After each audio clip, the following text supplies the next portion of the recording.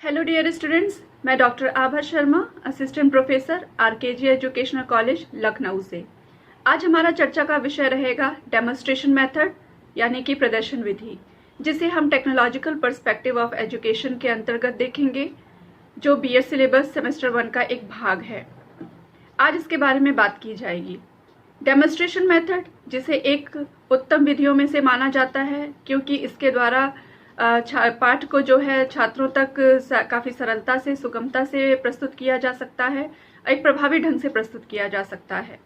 इस विधि के बारे में बात करनी है आज हमें, जिसकी कुछ परिभाषाएं हम देखेंगे, इसकी विशेषताएं देखेंगे, इसके क्या पर्पस और प्रिंसिपल्स है, इन पे बात की जाएगी। इसके लिए कौन कौन से स्टेप्स हैं जिनको फॉलो किया जाना चाहिए, ये देखा जाएगा। साथ ही साथ कितने प्रकार से हम डेमोन्स्ट्रेशन मेथड को कंडक्ट कर सकते हैं, इस पे बात करेंगे। अंत में हम इसके क्या गुण और क्या अवगुण हैं, इस पे प्रकाश डालेंगे। चलिए अब हम बात करते हैं प्रदर्शन विधि, डेमोन्स्ट्रेशन मेथड की। Now let's start the second teaching method and strategies, that is demonstration method. Demonstration method यानी कि प्रदर्शन विधि, इस विधि के बारे में आज हम चर्चा करने जा रहे हैं, जिसे हम देखते हैं। सबसे पहले व्हाट इज डेमोन्स्ट्रेशन? डेमोन्स्ट्रेशन है क्या? एक सामान्य भाषा में demonstration is a verbal explanation plus live display या यूज ऑफ एपरेटस। जब हम वर्बल एक्सप्लेनेशन करते हैं और साथ ही साथ उसको जस्टिफाई करने के लिए कोई लाइव डिस्प्ले करते हैं या किसी एपरेटस का इस्तेमाल करते हैं जो हमारे तथ्य को प्रमाणित करता है, या फिर यूँ कहें कि उसको सिंप्लीफाई या सरल बनाता है, बच्चों के पहुँच के करीब बनाता है, उसे हम डेमोन्स्ट्रेशन मेथड के अंतर्गत लाते हैं। यानी कि डेमोन्स्ट्रेशन मेथड वह विधि है जिसमें हम किसी चीज़ का डेमो देते हैं, साथ ही साथ एक वर्बल एक्सप्लेनेशन भी करते हैं। आगे हम इसी में बात करते हैं। What is demonstration? डेमोन्स्ट्रेशन है क्या? According to the Oxford advance learners dictionary, an act of showing something by giving proof of evidence. जैसा कि मैंने अभी बताया, एक ऐसी भूमिका, एक ऐसा एक्ट जिसमें हम किसी तथ्य को प्रमाणित करने के लिए कुछ एविडेंस या फिर प्रूफ को प्रदर्शित करते हैं या फिर उसको रखते हैं। The next one is an intense of somebody showing and explaining how something works or is done। या फिर हम उसको किसी तथ्य को प्रमाणित करने के लिए कोई एविडेंस रखते हैं या फिर कोई प्रूफ रखते हैं, या फिर हम यह दिखाने का प्रयास करते हैं, यदि हम किसी क्रिया स्वरूप को लेकर के चल रहे हैं कि कोई चीज़ कैसे काम करती है, उसके लिए यदि हम कोई डेमो देते हैं या कोई ऐसा वस्तु या कोई ऐसा मटेरियल यूज़ करते हैं जिसको हम लाइव डिस्प्ले करके बच्चों को समझाने का प्रयास करते हैं, उसे हम डेमोन्स्ट्रेशन मेथड के अंतर्गत रखते हैं। The next is a visual approach to examining information, ideas and processes। एक विजुअल अप्रोच होता है एग्जामिनेशन के लिए, इंफॉर्मेशन और आइडियाज़ के और प्रोसेसेस को रखने के लिए। चलिए आगे देखते हैं। कुछ डेफिनेशंस को लेकर के हम बात करते हैं कि डेमोन्स्ट्रेशन मेथड है क्या। Demonstration is a method of teaching bye exhibiting और एक्सप्लेनिंग और एक्सपेरिमेंट। डेमोन्स्ट्रेशन मेथड क्या है? शिक्षण, एक ऐसा शिक्षण जिसमें हम किसी चीज़ की प्रदर्शन करते हैं या फिर उसको एक्सप्लेन करने के लिए किसी तथ्य को, किसी वस्तु को, किसी मटेरियल को, किसी टीचिंग एड को इस्तेमाल करते हैं, या फिर कोई एक्सपेरिमेंट करके हम उसको अपने कंटेंट को जस्टिफाई करने का प्रयास करते हैं। The next is demonstration increases interest of students and pursues them to adapt recommended practice। Demonstration method के माध्यम से जब हम डेमो करके किसी सब्जेक्ट को या किसी कंटेंट को पढ़ाने का प्रयास करते हैं, तो यह स्टूडेंट्स के अंदर एक इंटरेस्ट को डेवलप करता है, जिसके माध्यम से स्टूडेंट उसको क्रियात्मक रूप में लेकर के आते हैं और स्वयं करने का भी प्रयास करते हैं। The next one is demonstration is a method of presenting of skills which shows how a particular procedure is performed। जैसे हम डेमोन्स्ट्रेशन मेथड के माध्यम से किसी वस्तु का या किसी यदि हम मशीन की बात करते हैं या किसी भी ऐसी चीज़ की बात करते हैं जो फंक्शन करती है, उसका प्रदर्शन करते हैं, तो बच्चे को काफ़ी डीपली इस चीज़ की नॉलेज होती है, कि कोई भी वस्तु जो है वो किस प्रकार से कार्य करती है, उसका प्रोसीजर क्या है, उसको किस तरीके से परफॉर्म किया जाता है या परफॉर्म उसको कराया जाता है। आगे हम बात करते हैं why demonstration method. Demonstration method क्यों ज़रूरी है demonstration? To stimulate interest in a particular topic, किसी टॉपिक के अंदर इंटरेस्ट डेवलप करने के लिए हमें प्रदर्शन विधि का इस्तेमाल करना चाहिए। टू इलस्ट्रेट पॉइंट्स इफेक्टिवली, किसी भी बिंदुओं को कोई भी ऐसा पॉइंट है, कोई भी ऐसा फैक्ट आ जाता है, कोई भी ऐसा कंटेंट आ जाता है जिसको जस्टिफाई करना या उसकी डीप नॉलेज देना स्टूडेंट्स के लिए बहुत ही महत्वपूर्ण हो जाता है एक शिक्षक के तौर पे, तो हम डेमोन्स्ट्रेशन मेथड का इस्तेमाल करते हैं, क्योंकि ऐसा माना जाता है कि डेमोन्स्ट्रेशन के मेथड के माध्यम से हम पॉइंट को ज़्यादा जस्टिफाई कर सकते हैं, ज़्यादा क्लियरली स्टूडेंट्स को समझा सकते हैं, ज़्यादा ही इफेक्टिव तरीके से उसे समझाया जा सकता है। The next is to provide change of pace. जो हमारे पढ़ाने की गति होती है, यदि हम उदाहरण के तौर पे बात करें कि हम लेक्चर मेथड से यदि हम पढ़ा रहे हैं स्टूडेंट्स को, तो वो एक पेस में चलता है, एक गति में चलता है, और एक समय आने के बाद वो जो उसमें बोरियत सी फील होती है, बच्चे जो हैं उसमें इंटरेस्ट लेना बंद कर देते हैं। तो इस इंटरेस्ट को बनाए रखने के लिए डेमोन्स्ट्रेशन मेथड का इस्तेमाल किया जाता है। साथ ही साथ जो एक पेस चली आ रही है, एक गति से जो शिक्षक पढ़ा रहा है उसमें बदलाव आ जाता है, और एक उतार चढ़ाव के माध्यम से हमारी, और साथ ही साथ यदि कहें कि हमारी जो ज्ञानेंद्रियां हैं ये ज़्यादा सक्रिय हो जाती हैं, जिसके माध्यम से हम लर्न जो हैं काफ़ी इफेक्टिव तरीके से कर पाते हैं। The next is to provide model for teaching specific skill. The next is to overcome resource constraints. जो रिसोर्स कंस्ट्रेंट्स हैं इसको ओवरकम करने के लिए भी डेमोन्स्ट्रेशन मेथड का इस्तेमाल किया जाता है। To make demonstration method successful, क्या किया जा सकता है उसको सक्सेसफुल बनाने के लिए? The object should not be so small. जो भी हम object as a demonstration use कर रहे हैं उसका स्वरूप जो है बहुत ही छोटा नहीं होना चाहिए, ना ही बहुत बड़ा होना चाहिए। ऐसा होना चाहिए जिसको शिक्षक जो है डेमोन्स्ट्रेट करते वक्त ईजिली हैंडल कर सके और छात्रों को वह सुचारू रूप से दिखाई दे सके कि किस प्रकार से वह फंक्शन कर रहा है। The next one is language should be clear. जो भी भाषा, जिस भाषा से हम डेमोन्स्ट्रेशन मेथड दे रहे हैं या उसको देने का प्रयास कर रहे हैं, वह काफ़ी क्लियर होनी चाहिए, बच्चों की समझ के अनुरूप होनी चाहिए, साथ ही स्पष्ट होनी चाहिए। जो हमारी शब्दावली हो वो काफ़ी इफ़ेक्टिव होनी चाहिए।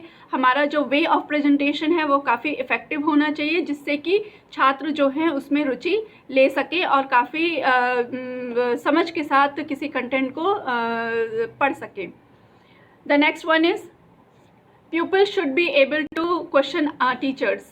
इस प्रकार से डेमोन्स्ट्रेट करना चाहिए, डेमोन्स्ट्रेशन मेथड का इस प्रकार से यूज़ करना चाहिए, या उसका सक्सेसफुल हम तभी मान सकते हैं जब छात्र जो हैं समय समय पर शिक्षक से प्रश्न पूछें और अपनी जिज्ञासा को साथ ही साथ दूर करते चलें।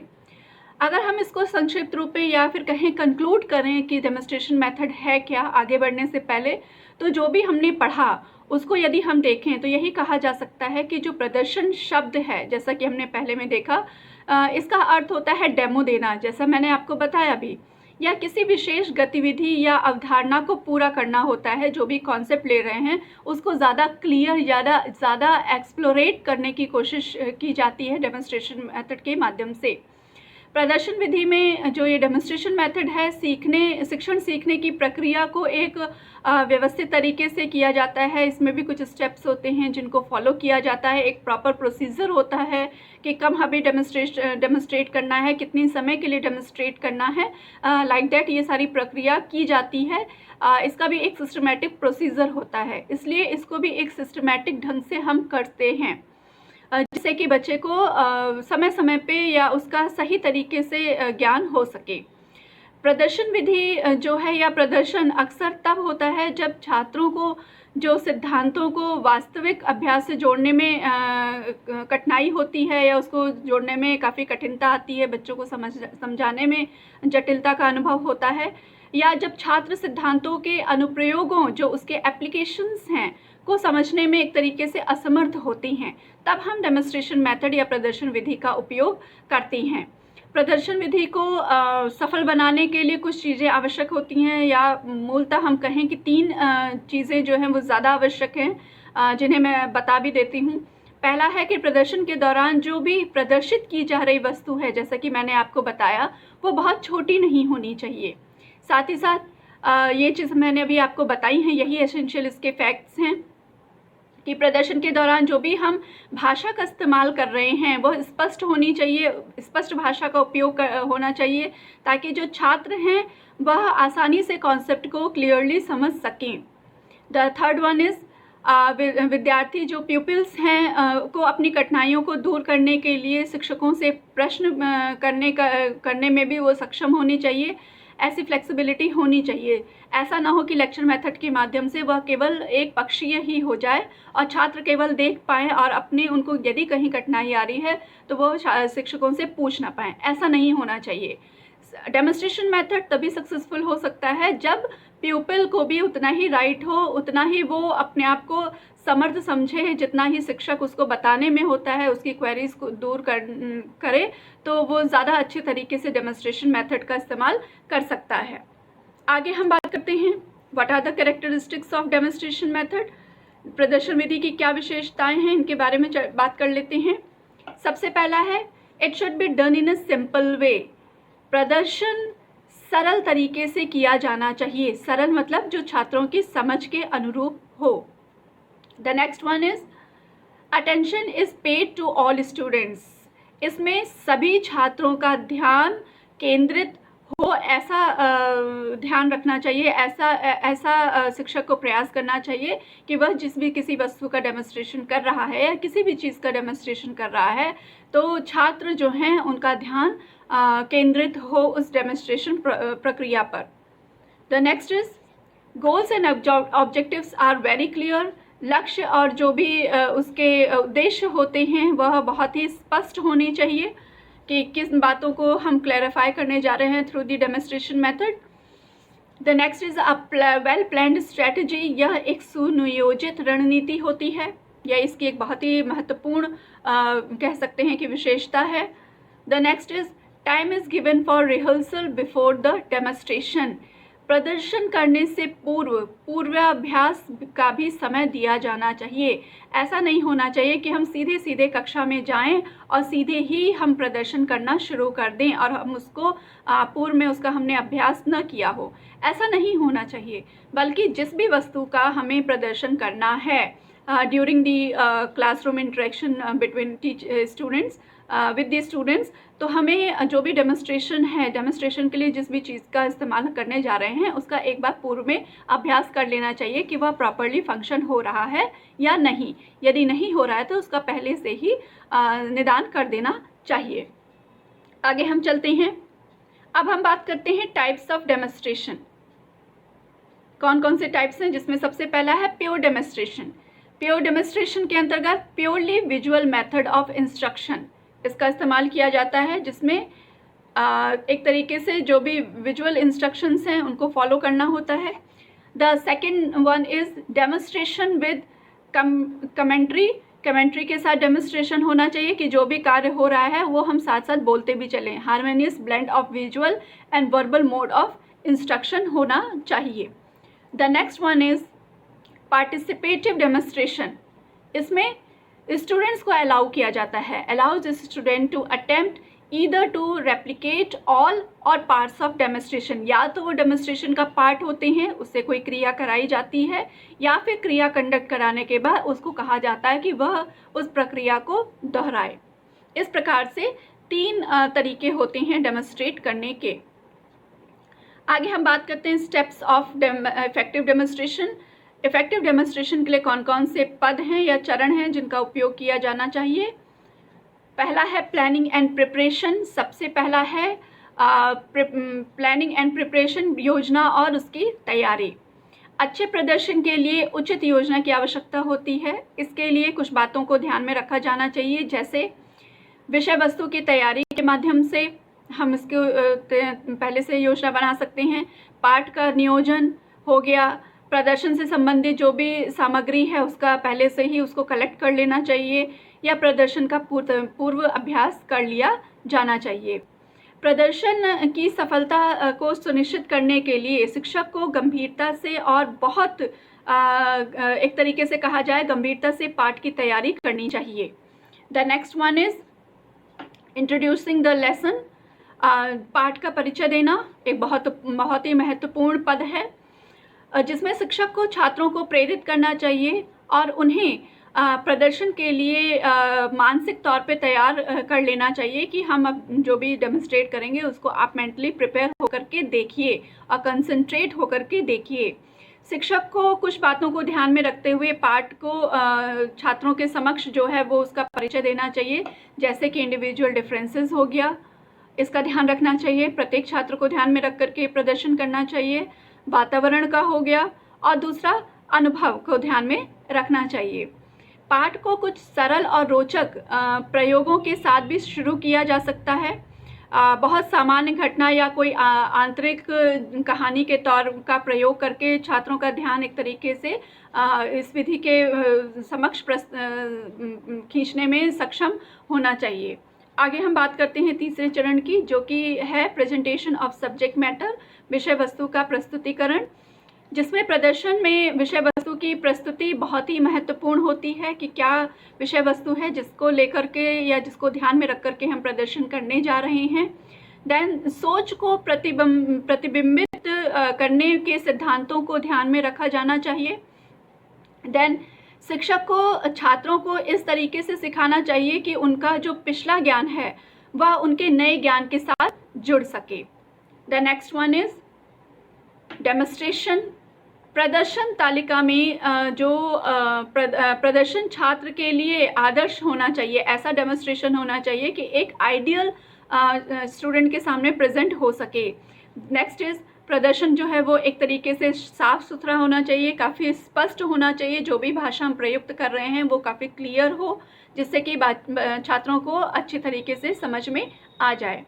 आगे हम बात करते हैं the next step is teaching ads, शिक्षण सहायक या शिक्षण सामग्री। शिक्षक विभिन्न शिक्षण सहायक सामग्री या उपकरण का उपयोग कर सकता है, जैसे model, black board itself is a teaching aid, graph, any working model etcetera, इनका उपयोग किया जा सकता है। Then what is the next step, that is evolution, मूल्यांकन। इस अंतिम चरण में पूरे प्रदर्शन का मूल्यांकन किया जाना चाहिए ताकि इसे और अधिक गहराई से समझा जा सके कि इसमें कहाँ कमी रह गई, और तथा उसका निदान करके इसको अधिक प्रभावी बनाया जा सके। ये तो रहे इसके स्टेप्स फॉर इफेक्टिव डेमोन्स्ट्रेशन। आगे हम बात करेंगे प्रिंसिपल्स ऑफ डेमोन्स्ट्रेशन की, कि जो प्रदर्शन विधि है इसके क्या प्रिंसिपल्स हैं। Follow principle of learning by doing, खास तौर से ये बहुत ही इम्पॉर्टेंट है कि इसमें लर्निंग बाय डूइंग प्रिंसिपल को फॉलो करना चाहिए। Then skill can be develop by limitations को ध्यान में रख करके ही स्किल्स को डेवलप करना चाहिए। The next principle is perception helps in imitation. The next is scientific experiments, procedure and applications of equipment होना चाहिए। द नेक्स्ट इज आगे हम बात करते हैं पर्पस ऑफ डेमोन्स्ट्रेशन। डेमोन्स्ट्रेशन के क्या पर्पस हैं, क्या उसका उद्देश्य है। To acquire knowledge and skill, ज्ञान और कौशल को विकसित करने के लिए इसका इस्तेमाल किया जाना चाहिए। टू डेवलप एटीट्यूड को विकसित करने के लिए, अभिवृत्ति को विकसित करने के लिए इसका इस्तेमाल किया जाना चाहिए। To retain and able to use the achieved skill, जो भी अचीव्ड स्किल है इसको रिटेन करने के लिए भी हम डेमोन्स्ट्रेशन मेथड का इस्तेमाल करते हैं। To demonstrate experiment and procedure, to introduce a new procedure, to teach the patient a procedure और treatment, to demonstrate a procedure at the bedside और in the ward conference room. This is related to the medical और science students. The next is which points to be kept in mind, कौन कौन से बिंदु हैं जिनको ध्यान में रखना चाहिए। The first is proper planning of demonstration, demonstrate करने से पहले उसकी प्रॉपर प्लानिंग होनी चाहिए। The next is prepare lesson plan, एक पहले से ही पाठ योजना तैयार कर लेनी चाहिए। To carry out an effective demonstration, एक अच्छे प्रभावशाली डेमोन्स्ट्रेशन के लिए, प्रदर्शन के लिए पहले से ही प्री प्लानिंग कर लेनी चाहिए, लेसन प्लान तैयार कर लेना चाहिए। Then suitable time and place for demonstration, सही समय और सही स्थान का चयन करना चाहिए कब हमें डेमोन्स्ट्रेशन करना है। Then next is rehearsals of demonstration, that is very important for this method, कि पहले से ही हमें उसको रिहर्सल कर लेना चाहिए। ऐसा ना हो कि स्टूडेंट्स के सामने या वास्तविक तौर पे जब हम उसका उपयोग कर रहे हैं तब उसमें कोई खराबी या कोई दिक्कत आ जाए, ऐसा नहीं होना चाहिए, इसलिए पूर्व में अभ्यास कर लेना आवश्यक होता है। The next is proper lightning arrangement, proper lightning arrangement होना चाहिए जिससे कि सभी को स्पष्ट रूप से दिखाई दे। The next is active participation of students, क्योंकि ये लर्निंग बाय डूइंग प्रिंसिपल पे बेस्ड है, इसलिए इसमें स्टूडेंट्स का एक्टिवली पार्टिसिपेट होना बहुत ही इम्पॉर्टेंट होता है। ऐसा डेमोन्स्ट्रेशन मेथड तैयार किया जाना चाहिए, ऐसे इस तरीके से प्रेजेंट किया जाना चाहिए जिसमें स्टूडेंट्स एक्टिवली पार्टिसिपेट कर सकें। The next is what are the advantages of demonstration method, कौन कौन से इसके गुण हैं उनको देख लेते हैं।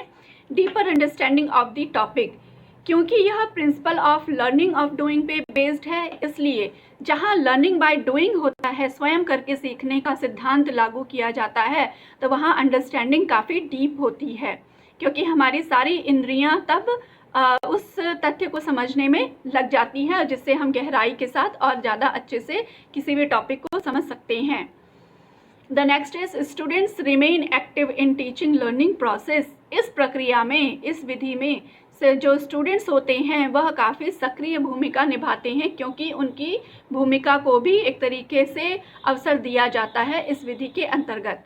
The next one is permanent learning, जैसा कि मैंने अब बताया कि जितनी ज़्यादा हमारी इंद्रियां प्रयुक्त होती हैं किसी चीज़ को सीखने में, उतनी ज़्यादा हमारी लर्निंग की परमानेंसी डिपेंड करती है। The next is principles of reflective thinking, जो रिफ्लेक्टिव थिंकिंग है इसके प्रिंसिपल्स को ये फॉलोअप करता है, यह विधि फॉलोअप करती है।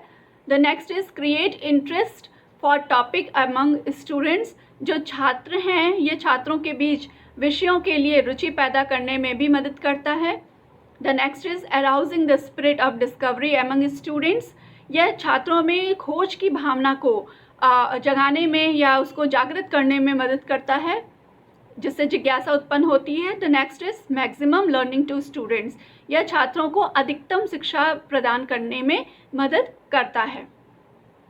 अब हम बात करते हैं डिसएडवांटेजेस ऑफ डेमोन्स्ट्रेशन मेथड, कि डेमोन्स्ट्रेशन मेथड के क्या डिसएडवांटेजेस हैं, इन्हें हम देख लेते हैं। Student can not be benefited, बहुत ज़्यादा हद तक यदि कहा जाए तो स्टूडेंट्स इससे बेनिफिट नहीं हो पाते हैं, क्योंकि उनका ज़्यादातर समय जो है केवल वस्तु के प्रदर्शन को देखने में ही निकल जाता है, और कंटेंट पे उनका ध्यान जो है, या कह सकते हैं कंटेंट पे उनकी जो ज़रूरत होती है वो पूरी नहीं हो पाती है। The next is costly method, यह महंगा हो सकता है क्योंकि इसके लिए महंगी सामग्री की भी आवश्यकता पड़ सकती है। The next is time consuming method, यह समय लेने वाली विधि है, कभी कभी किसी डेमोन्स्ट्रेशन मेथड में काफ़ी समय लग जाता है। Not based on learning by doing, क्योंकि शिक्षक ज़्यादातर सक्रिय होता है, इसलिए इसको नहीं कहा जा सकता कि ये लर्निंग बाय डूइंग पे ही ज़्यादातर आधारित है। The next is does not provide training for scientific method, यह विधि वैज्ञानिक पद्धति के लिए प्रशिक्षण प्रदान नहीं करती है। The next is lack of experience teachers, प्रदर्शन को अंजाम देने के लिए अनुभवी शिक्षकों की कमी होती है। ये तो हो गया डेमोन्स्ट्रेशन मेथड के डिसएडवांटेजेस। अब हम बात करते हैं कि आज के लेक्चर में हमने किन किन बिंदुओं को देखा, किन किन चीज़ों को पढ़ा, जिसमें हमने सबसे पहले देखा डेमोन्स्ट्रेशन मेथड, इसके बारे में कि डेमोन्स्ट्रेशन मेथड है क्या, वेरियस डेफिनेशंस के थ्रू हमने इसे जाना, इसकी विशेषताओं के बारे में हमने जाना, इसके विभिन्न क्या प्रकार हैं, कौन कौन से तरीके हैं जिसको ध्यान में रख करके हम प्रदर्शन विधि कर सकते हैं, या किन किन तरीकों से हम प्रदर्शन विधि का इस्तेमाल कर सकते हैं उसे हमने देखा। कौन कौन से स्टेप्स हैं जिसको प्रदर्शन विधि को करने से पहले ध्यान में रखने चाहिए, कौन कौन से प्रिंसिपल्स हैं इनके बारे में हमने जाना, purpose of the demonstration method, then advantages and disadvantages of the demonstration method, इसके बारे में आज हम लोगों ने पढ़ा। That's it for the today. Thank you students, have a nice day.